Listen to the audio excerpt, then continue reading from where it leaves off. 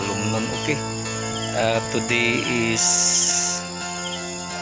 Wednesday nya mo ni ato ang palibot guys.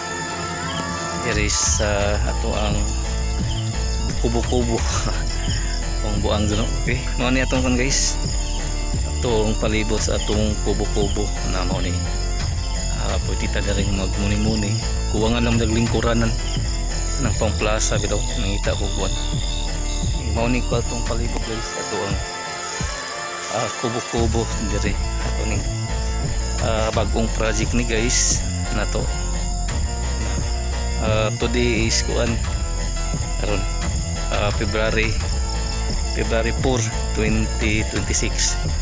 Okay, mao ni guys ang ato ang palibot sa ato ang kubo-kubo dire sa nani mahimutang sa barangay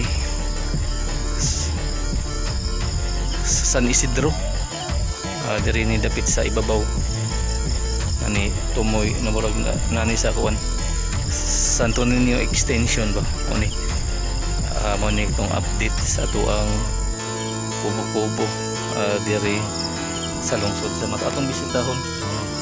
Naman ni gato ang kuan guys, natay mga lights dire sa gumanag Christmas ba paghapon ato dong mamusuro to guys naman na mani atong mga palibot sa kubo-kubo ni iko dire sa lungsod sa mata katong ganahan suroy welcome mong tanan dire basig ganahan mo magtagay-tagay dire. Welcome mo dire guys atong palibot nanay suga na lights dila. Okay na mo ni kaniat na natay abuhan dire guys, natay lamisa ba na natay katong ganahan mo suroy ha di mo dire.